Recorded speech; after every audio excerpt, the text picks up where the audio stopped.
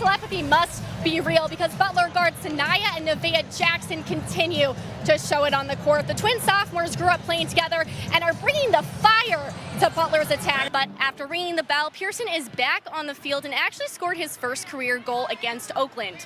Like Coach Daly said, he's a fighter.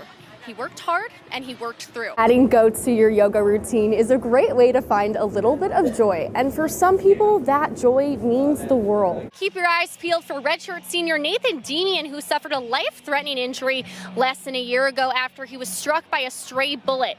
Now, after many surgeries and a long recovery later, he is back on the field today. Despite the slow start in the first half of the game, the key to the Hoosiers' success in the second were energy and execution. And Sam Alexis had both. In fact, Coach DeVries commented that he's getting better and better every day. Might just be Addin's ticket to success. I mean, they are killing it. Connor, do you have anything special to say? Yes, I want them to win. He says, go Hoosiers. Maduro was two of the only freshmen to start every game last season. But on Thursday night against Notre Dame, he was forcefully taken out due to a collision with a senior Notre Dame defender. I'm standing on the exact balcony that Cicely shot this ball off of that left Hoosier fans screaming. I may not have the basketball skills, but fans are hoping that that shot carries the magic here on Kirkwood and back at Assembly Hall. Josie with Press Pass LA here at the Egyptian Theater for the series finale of Cobra Kai. Rival League is also huge because that pay grade is higher than the WNBA salary right now, and that kind of puts pressure on the WNBA because they're leaving to go play for that 3x3 league. Are you able to kind of stay motivated because being laid off is obviously really hard, and you kind of look ahead and you're like, oh my gosh, I have so much more to do to actually show for myself. Yeah. How did you stay confident in your work? It's hard. You have days where you're like, I can't do this. Where obviously you've stayed so consistent this season. What's your key to that consistency and confidence, especially going forward through the rest of the season? Yeah, these games are huge. I mean, Guys, here with Coach Mahoney. Coach, this is a really competitive matchup. What's that extra push that you're looking for from your team to stay in this game? Led Washington today in scoring. What's your secret to total domination like that?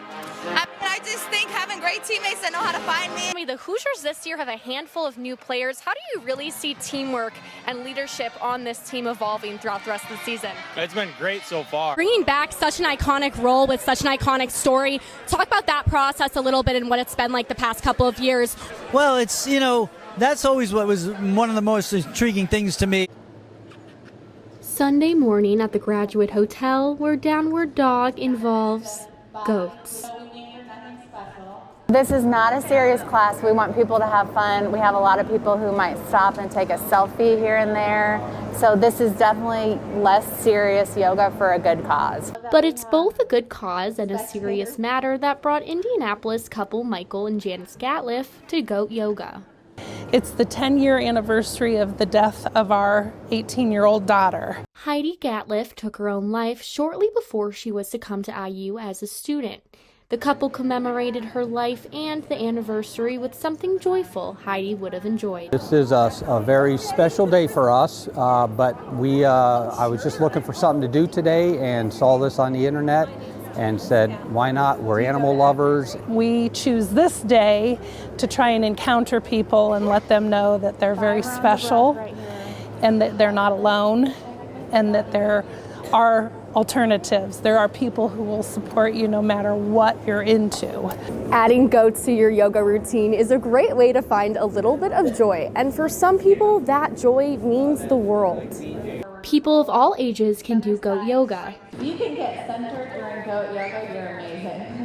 And goats have a way of elevating the whole experience. And when they shared their story to me today, it just completely moved me.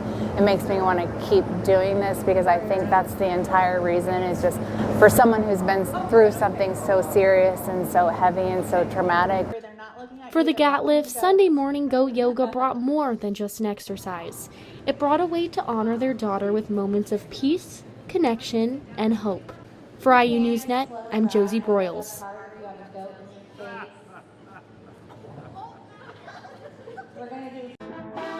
A recognizable sound for any Hoosier fan is...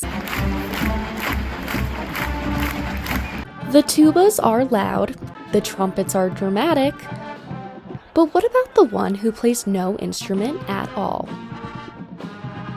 I love that it combines the artistry of dance with the athleticism and coordination of, like, you know, having to catch the baton and having to do jumps and leaps and all of those sorts of things too. Senior Sydney Butts has been Indiana's featured twirler since her freshman year. This is my first ever costume.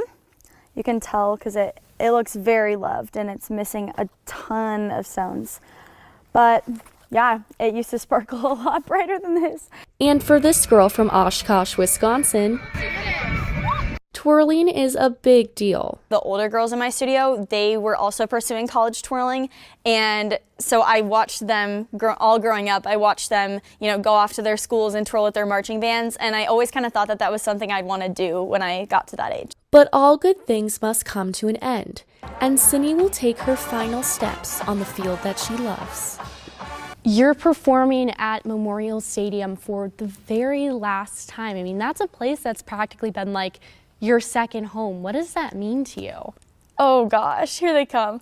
I think thinking about like my first game when the stands were literally empty and how much joy I found in that versus we're heading into a sold out game against Wisconsin, my home state, like I have like 35 people from home coming. I'm gonna have the biggest cheering section in the whole stadium.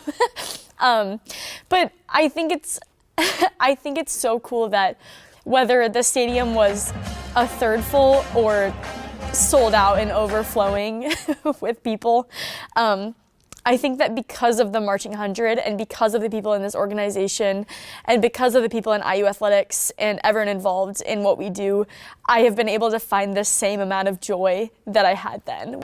For Sydney, it's an end of an era, but she'll have the memories forever. That banner on the left there, that was from the 2024 National Dance Alliance Collegiate Championships, where I got to compete with the Red Zipper dance team. Yeah, it was so awesome to be able to win that together. IU will always mean something special to Sydney. Like, everyone keeps saying to me, like, Sydney, don't be sad, you know, like, you have more performances left, like, it's not like it's your last one. I'm like, I know, I get it, but it's not Memorial Stadium. Nothing is Memorial Stadium to me.